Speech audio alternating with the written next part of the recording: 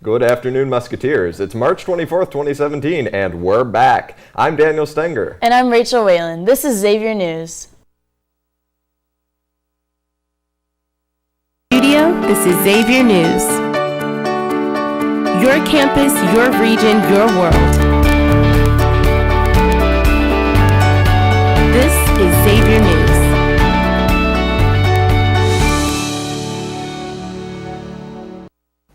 The Islamic State claimed responsibility yesterday for the deadly attack outside the British Parliament. Prime Minister Theresa May described the assailant as a British-born man whom the country's domestic intelligence agency had investigated for connections to violent extremism. London police identified him yesterday afternoon as Khalid Massoud, 52, who had a long criminal history but no terrorism convictions. He had been living around Birmingham, England, where the vehicle used in the attack was rented. The police released few other details about him. Less than an hour after May finished speaking, the Islamic State group issued a statement on the messaging app Telegram, declaring that the attacker was a soldier who, quote, carried out the operation in response to appeals, end quote, to fight Western powers involved in military operations in the Middle East. The Center for Diversity and Inclusion will be hosting the annual Antonio Johnson Scholarship Gala to commemorate the life of the former Xavier student Antonio Johnson. Johnson was known at Xavier for being a kind, compassionate, and confident individual who was very passionate in social justice. His dedication to Xavier's Black Student Association showcased his passion and positively impacted the school. The gala will take place April 8th at James and Caroline Duff Banquet Hall. Transportation will be provided, and tickets are $20 for students and $35 for non-students. You can buy tickets at the Office of Student Involvement. House conservatives said there was no deal struck on the Republican health care bill after a meeting with President Trump at the White House yesterday, leaving the bill without enough support to pass just hours ahead of a planned vote. House Budget Committee Chairman Kevin Brady said that negotiations with members are ongoing. Brady said, quote, "We continue to work on the legislation. We are determined to get it right. We're open to improvements," end quote, on the bill. After the meeting, the White House provided a readout of the meeting, saying that the president, quote, thanked the group for their willingness to work closely with the White House and their colleagues in Congress to craft the strongest possible bill. The Student Activities Council is hosting the Powerful Women Lecture next Thursday, March 30th, to wrap up Women's History Month. This lecture will feature a panel of strong, empowering alumni from Xavier to share their stories about life after college and in the workforce. The lecture is free and will take place 6 to 8 p.m. in the Kennedy Auditorium. FC Cincinnati fans will be able to watch all the team's games on television this year. The United Soccer League team has expanded its deal with Sinclair Broadcast Group to broadcast its home and away games on WKRC Cincinnati, WSTR, and the CW for the 2017 season. In its inaugural season, only home games were carried on the local channels. iHeartRadio will also return as the team's radio broadcast partner in 2017, with all home games simulcast on ESPN 1530. FC Cincinnati will open its season on Saturday, March 25th on the road at Charleston Battery, followed by 2 other away matches before the team begins its homestand at Nippert Stadium on April 15th. On Tuesday evening, Student Involvement hosted the Muskies to recognize the achievements of student organizations and their outstanding members throughout the academic year. A diverse array of Xavier's on-campus clubs were recognized for the positive impacts they've made in the community. We were fortunate enough to be able to talk to a couple of the nominees afterwards and hear what they had to say about the event. I'm Donnie. And I'm Sar. We're here representing Gentlemen Organized for Achievement and Leadership.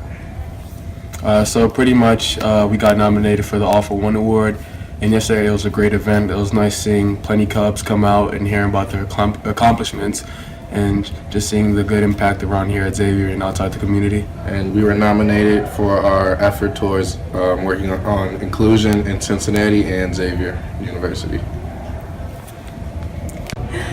Hi, I'm Lily Conrad, and I'm representing Xavier Dance Marathon. Last week at the Muskies, we were nominated for Outstanding Organization of the Year in the Navy category, and we were really honored to win that award.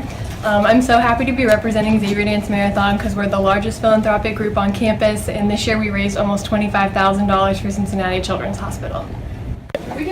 So this year at the Muskies, I was fortunate enough to have been nominated by the Student Activities Council to be the Sophomore Member of the Year.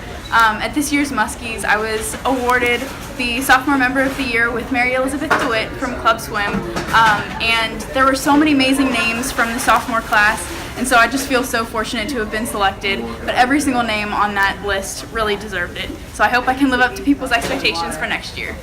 Yes. Niall DeMarco made an appearance on campus Wednesday evening for an event presented by the Student Activities Council. The former winner of America's Next Top Model, Dancing with the Stars, and deaf activist came to campus to raise awareness of deafness and his foundation. DeMarco told his story of how becoming deaf has not stopped him from achieving happiness and success. To learn more or help DeMarco make the world better for deaf people, visit www.nialldemarcofoundation.com. In accordance with Niall DeMarco's campaign to raise awareness about deafness, Xavier News and Dave Saunders take a closer look at the Conneton Learning Commons' very own American Sign Language, or ASL, program. Xavier University is home to a wide variety of programs that brings a level of diversity to the student body. ASL, or American Sign Language, is one such course that Xavier offers. As a requirement of the program, students must participate in deaf studies labs in which they come to expand their knowledge of ASL. Adam Lake, the director of the ASL study labs, is here to tell more about the subject. My job here at Xavier University is I'm the lab coordinator. I kind of teach the lab, but I don't really teach because their instructors teach them the sign language, but I kind of support their lessons during class. I kind of come up with activities. I do all the fun parts, sign language. I make up the games, we'll go to my class and we'll just have fun. So for the language requirement for American Sign Language, we have to do 4 visits to the lab, 1 hour each time. The lab just kind of reiterates what we learn in class. So we do different games that involve signing and he'll sign to us and we have to figure out what he's saying. Kind of helps to remind us different signs, and we learn a lot inside the labs. The ASL program provides students with an ability to expand their minds and coordination. This has been David Saunders reporting for Xavier News. Thanks, David. For more information on the ASL program, visit the Connotative Learning Commons and the Language Resource Center. All right. From the news desk, people. We'll be right back with Paul Fritschner and the Xavier Sports Report.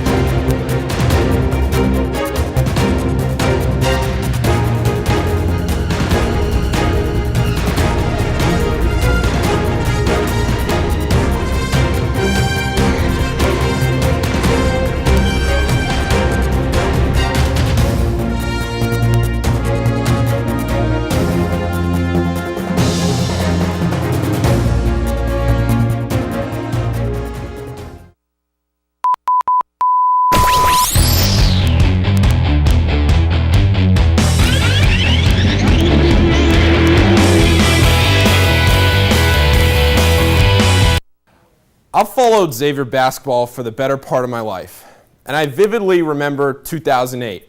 My family and I were driving home from Easter vacation, and we were in the car as Xavier took on UCLA in the Elite Eight. That Xavier team, chock full of Musketeer legends like Stanley Burrell and Drew Lavender, B.J. Raymond and C.J. Anderson, was no match for a Bruins team that included future NBA stars Russell Westbrook and Kevin Love. Fast forward now to 2015. I'm a senior in high school watching Xavier take on Arizona in the Sweet 16 out in LA in the West region, just like last night when the Musketeers played in San Jose. I was knowing then that in the fall, I'll be a part of the Xavier community. I watched those Musketeers, powered by Matt Stainbrook and Dee Davis, keep the game tight into the final few minutes before Arizona pulled away and won that game. The Wildcats were coached by the same Sean Miller that I had watched at Xavier all those years ago back in 08. Now here it is last Saturday. I'm a sophomore here, and Xavier's going up against 3-seed Florida State. It's a tall task, and the Seminoles have so many weapons. but Xavier outcoached, outshot, and out-toughed them on the way to an incredible 91-66 victory. They had played their way into the Sweet 16, and Xavier Nation was beside themselves in happiness. But little did we know what would happen last night. The Musketeers took on Arizona again, the same sort of matchup. This time, though, it was a different result. The game got dicey in the final few minutes as Xavier got down, and it looked like it might be a replay of 2 years ago when Xavier started to trail late in the game. But Malcolm Bernard and Trayvon Blewett and the unlikeliest of heroes, Sean O'Mara, willed this team to victory. Trayvon scored 18 in the first half. Malcolm hit a clutch three to bring Xavier back in the game late. He finished with 15 points. And Sean hit the game-winning layup to make the score 73-71 with about a minute to go. It was truly remarkable and a feeling of happiness that has been unrivaled as of late. So now, Xavier takes on Gonzaga tomorrow night in a matchup of two teams that have never made the Final Four. The Musketeers face a daunting task as the Bulldogs have a lot of height as well as some dangerous three-point shooting. A lot of height down low in Jemmet Karnowski as well as Nigel Williams-Goss and others. A lot of talent on that team that Xavier will be facing. At 6:09 on Saturday, tomorrow night, the ball will go up and Xavier Nation will once again rally behind the team. So Fritzner's Friday Fun Fact comes courtesy of the basketball team, of course. Saw this on ESPN last night. Only two teams have ever won their first three tournament games against top 6 seeds. Xavier beat 6 seed Maryland, 3 seed Florida State, and 2 seed Arizona. The only other team to win 3 games like that, LSU in 1986. What did they do? They went on in the Final Four to beat number 1 seed Kentucky. So friends, enjoy this. Enjoy this ride and enjoy the game tomorrow. For everyone here in the studio, have a fantastic weekend. And at 6:09 on Saturday, we all know who to root for. Say it with me, everybody. Let's go X.